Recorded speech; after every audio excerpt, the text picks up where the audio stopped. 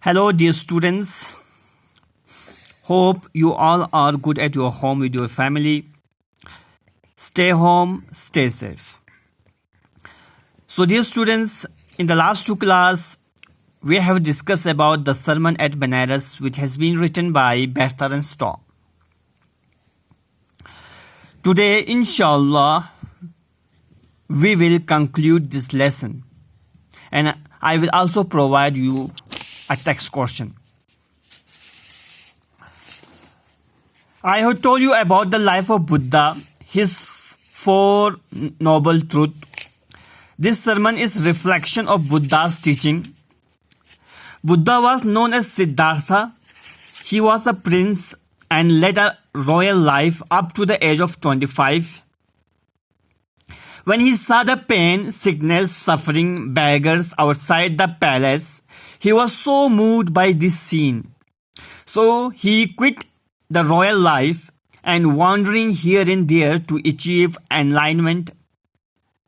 At last he sits under the fig tree for meditation without food and water to achieve enlightenment, and finally he attained enlightenment there. He renamed the tree as Bo-tree. Bo-tree, which means wisdom tree. By this time he was known as Mahatma Buddha. He gave a sermon at Benares, the holy dipping place of Hindu religion. This sermon is preserved and here mentioned in your book also. Here in this story, Gautama Buddha told us about Kissa Gautami. She had only son and he was died. She became so insane due to her beloved son's death. At last he reached to Mahatma Buddha. Mahatma Buddha asked for mustard seed from a house where no one has died up to date. Poor Kissa Gautami could not find such a house where some beloved had not yet died in it. At last she realized by seeing the flashing and extinguishes of light in the houses that this world is also not permanent. Every human being is mortal, where every human being have to die at the end. She realized this. Now come, we will continue this lesson forward.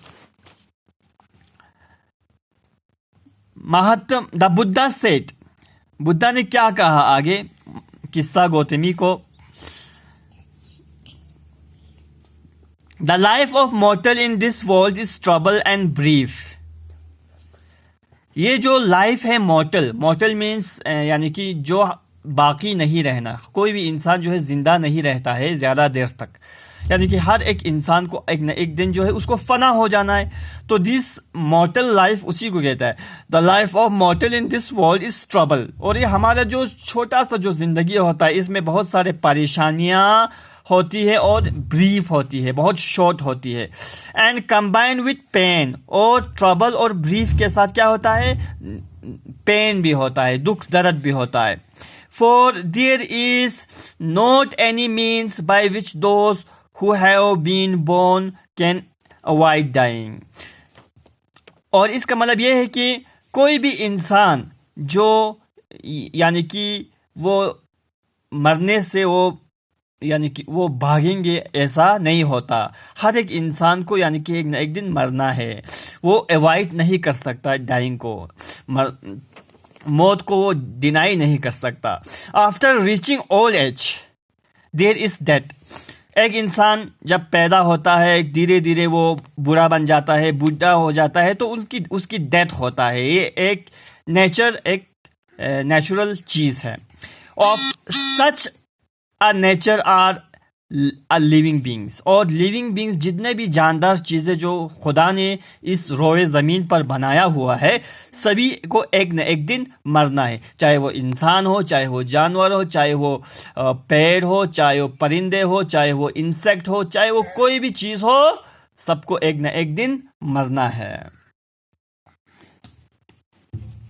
As a ripe fruits are early in danger of falling, क्योंकि हमें पता है कि जब एक मेवा जो है जब वो पेड़ पर उगता है तो धीरे धीरे क्या हो जाता है, मेवा पक जाता है, और जो मेवा पक जाता है ना वो ज़्यादा डेंजर होता है, यानी कि नीचे गिरने का ज़्यादा चांसेस होता है, क्योंकि जैसे जैसे वो राइप होता है उसका जो वेट होता है बहुत भारी होता है, and ultimately it falls down.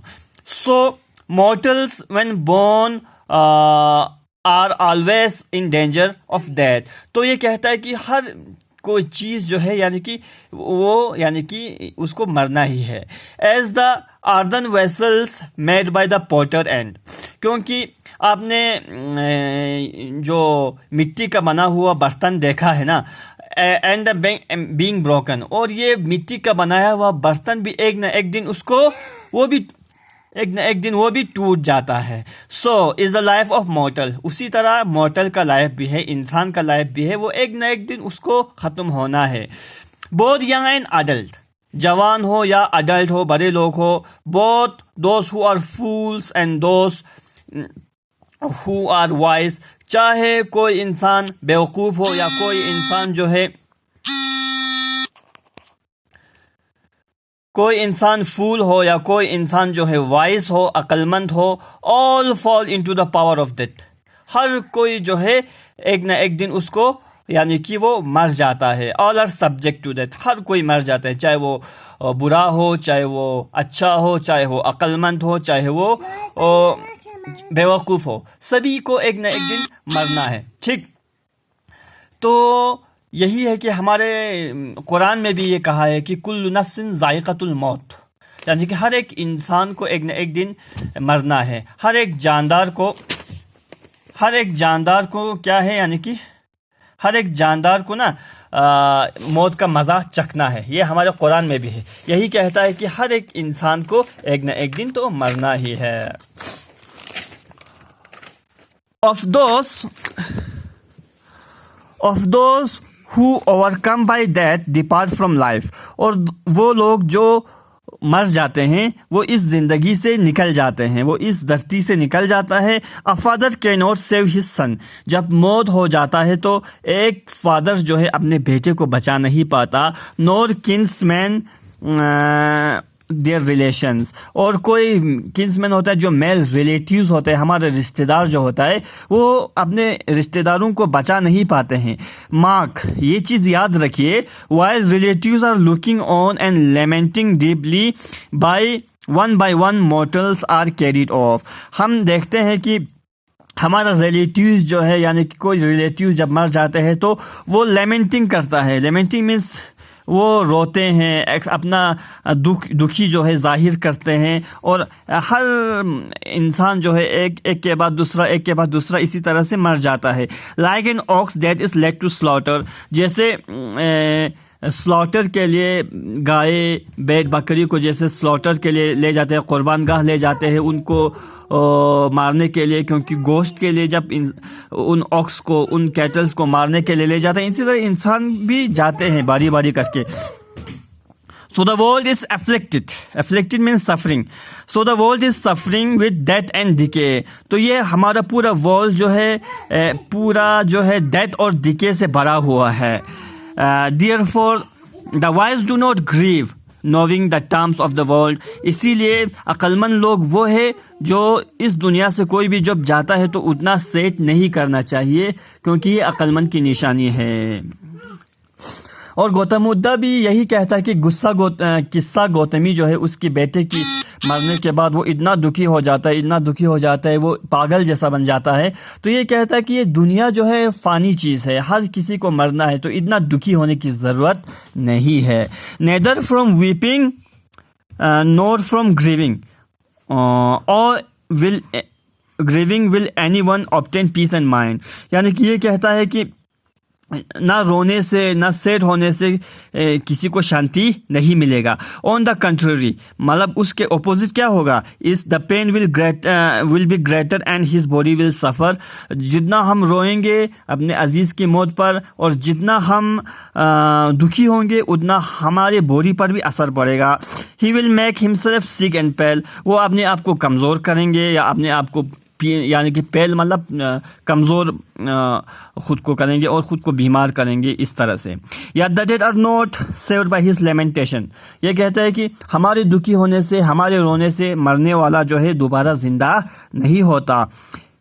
He who seek peace should draw out the arrow of lamentation, यानी कि ये कहता है कि जिसको खुशी से रहना है, जिसको शांति से रहना है, उसको ये लेमेंटेशन का, ये दुखी का जो एरो है, इसको निकालना है अपने अंदर से। And complaint and grief, complain करना, ग्रीफ करना, सैड यानी कि शिकायत करना और दुखी होना, इन सारी चीज़ों को निकालना होगा अपने अंदर से अगर आपको खुशी चाहिए तो। ही who has drawn out the arrow and has become composed will obtain peace and mind, और जिसने ये एरो निकाला अपने अंदर से दुखी वाले, जिसने अपने अंदर से दुख दर्द को निकाला, जिसने अपने अंदर से इन सारे लेमेंटेशन को हटाया, उसका माइंड जो है शांति यानी कि उसको मिलेगा।